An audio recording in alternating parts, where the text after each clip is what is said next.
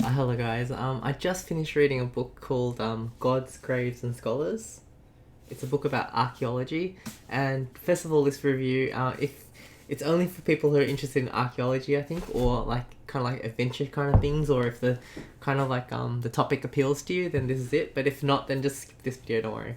Basically, I wanted to do this review on this book because I typed in God's Grave and Scholars on YouTube and nothing came up. Like, and I'm just sad if like this book, which I don't know, like if it just becomes like a forgotten book on the bookshelf. But in its time when it was published, like I think it was published in 1949, the first edition.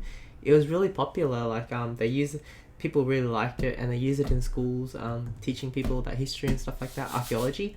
But now I don't know if it's that well known, but maybe in archaeological circles it's famous, but I don't know. All I know is that it was really good. I finished, but it was because basically the reason I read it was initially when I was reading up about Indiana Jones and they said like kind of like things that influenced Indiana Jones or might have influenced it or something, and this was listed as one of them, like archaeology, but kind of a fun, adventurous type of way to present it.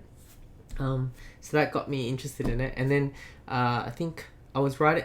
I've been writing this story, and I want the main character to go to this ancient civilization to find this cure for something. And I thought in my head, like, if I read this book, maybe I'll have all these ideas of what like an ancient civilization is like, or what it's like to kind of discover them. So in my head, I'm like, I want to finish reading this book, and then I'll write so I can write my story in that. So that's the reason I wanted to finish it. But the thing is, it took me a very long time to finish this because it's one of those things where I started reading it, but then I got sidetracked or something like that. And I'm telling you, I've had this book for at least 5 years, maybe even longer. I don't know. So it's a really strange feeling to actually finish it today. But basically, yeah, this week I was on holidays. So this is not really a review now, it's more like a vlog. So this last 3 weeks I was on holidays, and one of the goals I had for this holidays was like I want to finish this book before I go back, and today's Friday and I go back on Monday, so I finished it. Yeah, I actually read all day today. I had breakfast, had lunch. Other than that, I've just been reading this book, finishing it off. I was like, I think 1/3 of the way left or something. I just finished it and it was so much fun. um the way it's written by C.W. Ceram. I don't know if I'm pronouncing it correctly. It's Ceram, but he was the guy who wrote it. Was like saying that archaeology is a very adventurous and romantic type of science, or thingo of all the sciences. Very a lot of adventure in it. But he goes, when people write about it in like journals and stuff, it just takes all the adventure out, and it's like the articles that they write are almost not even for people to read. Like it's not fun to read or anything like that. And he wanted to write it in a way that was captured the spirit of the adventurers who actually are the people who are making these discoveries and stuff. And I got such an appreciation of that when I read this book. It's really, really cool. He's divided into like 4 different sections, and each section goes through a different area of the world. Like one area was Egypt, one area was Greece, I think, a Greece or Roman area. The other area was like where Babylon was, between the Tigris and the Euphrates River, and the last book dealt with Middle Central America, where the Aztecs and the Mayan cultures were. So after reading this book, first of all, I just want to say, like, I found it at times it was hard to read. Like it was kind of heavy, not heavy, but like dense or something. I'm not sure how it was, but like reading it was like sometimes it took me a while to get into. But I don't know, like maybe after reading it for a while I got into the rhythm of what it was like, or maybe I spent more time reading it and just wasn't reading a bit and leaving it for ages. But by the end of this last book, it was so entertaining and exciting, and I just love that when I finished reading it, I've kind of absorbed all these adventures and like spirit of like these people who, like, the gist that I got from a lot of it was there's very many different personalities of people who are archaeologists who like to do these things, and the cool thing is that the people who do this, they're so passionate about it. They've basically often very much so dedicated their life to doing this, to discovering these things or searching for these answers, or just out of curiosity, and they come from all different walks of life.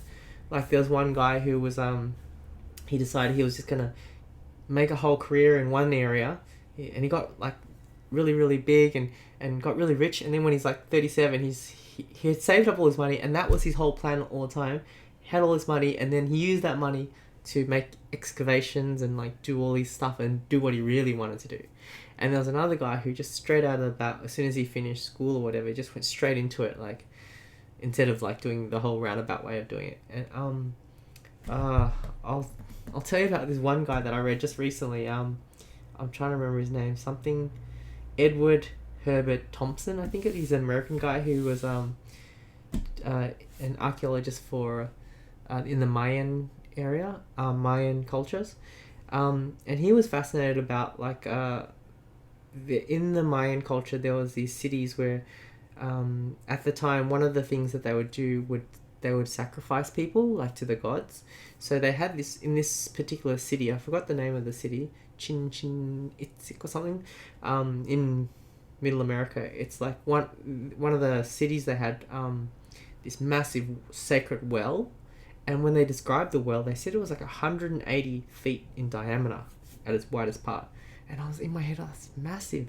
So that what they would do is they would have like girls like to sacrifice and just push them into the well, like this deep well, to appease the gods in this ancient times. And also when they did that, they would throw in like treasure as well, I think, to, I don't know, to help appease the gods or something like that. And this guy Edward Herbert Thompson, he heard about this, and it was just at this time it was just like a legend. Like they said, oh, that's what people did on that well. They weren't sure because no one looked down there or couldn't see anything. I don't know, but basically he was very curious about it, and he wanted to see if there was any links to Atlantis and stuff like that. I think there was something about that as well, but he just wanted to. Because at the time it was just like almost like an urban legend that they used to sacrifice people down there, like, and no one had proved it. And he went, like, to that place. It was just him, and he learned how to dive. Like, first of all, because it was in water, so he did all these lessons on like diving, deep diving. And when he got there, he had people who were natives helping him, like. First of all, they used the crane type of thing, I think it was, and the crane would go down and then bring up all this muck and mud from down beneath the well and just open it out, and they'd sift through it and it would just be mud, like there'd be nothing, and he would do it for a long time. I forgot the actual time frame that he was doing it for I'm going to just say months, where he just picked it up and there was like nothing. They just found nothing at all. And he said, I think, because from this book you get excerpts of like from books that the archaeologists themselves have written, and in that one of the excerpts he was saying he couldn't even sleep at night because he was thinking, because all before he even left for this adventure, this trip, people were saying, what a waste of time.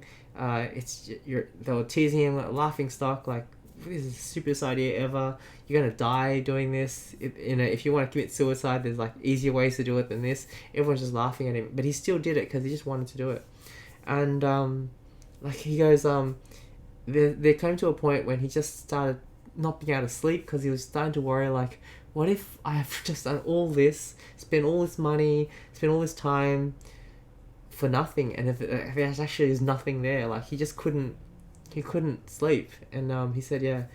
But then one time, I think they found something, like, it was like, I can't remember exactly what it was, but I'm going to say like maybe like melted wax from candles that they would do when they were, I don't know, maybe something like that. They discovered a bit of clumps of that, and when he saw that, it wasn't like anything valuable, but when he saw that, he was like just reassured that, I feel like I'm on the right track, and so that made him, like, he said when he saw that, he slept all night after that. He just felt so much better. But then eventually they kept doing it, and they just weren't bringing up anything, like maybe the claws of the teeth wasn't that good. So what he did was he did like plan B, and he got like those diving suits, which he already brought, those massive olden day diving suits where people, like, there's a rope and they pump oxygen into the suit so you can breathe as you go down. And he would go down, him and another guy would go down this huge well, massive well, and like it was the natives who they trained how to pump the oxygen to it, and yeah, it was fascinating story. Like the two of them would go down, and it's not just water. As you get deeper, the water turned into mud, and you couldn't see anything. He goes, he brought a flashlight the first time, but there was no point because the light would not go through the mud. Like, so they didn't bother bringing the flashlight after that. And like, he goes, it's quite dangerous too, because it was like as you got deeper in the mud, there was often like big rocks and parts of like, yeah, big rock kind of things. The way that he described it was like raisins in a Christmas pudding or something, like a Christmas cake or something like that. You know, it's just pick. And he goes, sometimes you'd shift something and all of a sudden the rock would come down. And he goes, yeah, it was like, yeah, it's like really dangerous, but at the same time, he was so passionate about this. He didn't care about the danger really. Like, it was amazing. And so they got further down, and eventually they found things. They found evidence of like jewelry and things like that from people who had been down there. And eventually they found skulls of all these girls and stuff like that. One interesting thing they found was like amongst all the skulls of like girls, there was one skull of an old man there. And so they were thinking, well, the guy Sarah who wrote this was like, what was that? Was maybe one of the girls, when she fell, she actually grabbed the priest, that, you know, or maybe they're just speculating, of course, but just kind of things like that. And like, it's so dangerous too, because like there's one time when the guy who was down the well, somehow something happened and he was suddenly going up really quickly. And apparently when you go up really quickly after being under the water, because when you're going down really deep in the water, in like water or his situation in the well, you get like bubbles of air in your blood like champagne.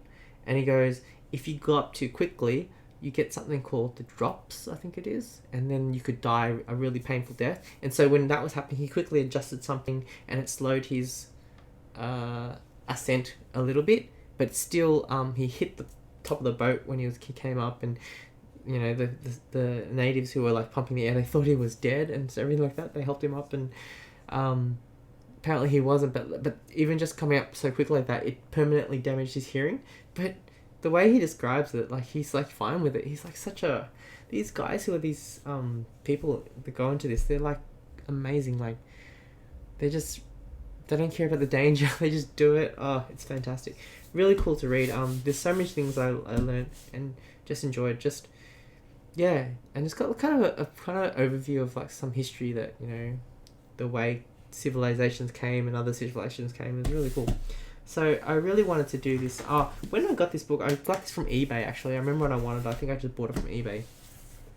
But I just wanted to do kind of like a little video on this book, just because I feel like it'd be awful if such a good book like this just becomes like something on the shelf that no one even knows about. So I thought on YouTube it's a lot easier to find things. So I don't know, if I type in archaeology hashtag, someone might see it. But I think if you've got an interest in like history or archaeology or adventure or anything like that, then maybe check out this book. I think, well, I really enjoyed it, having read it. Like, it wasn't, a lot of it wasn't easy to read, but I don't know, when I got into the rhythm of it, it was easier to read, and some very interesting stories that, you know, you just don't hear everywhere. Because this guy, he just wanted to, yeah, just tell the story of archaeology in a interesting way that for people to read, really, not like scientific journals in that kind of way. So I think I'll end the video here, but basically I just wanted to do, I would say, a review of that, but then I talked about a lot of stuff, so it's almost like a vlog. But hopefully you get the idea, and that's all I want to say. Okay, bye.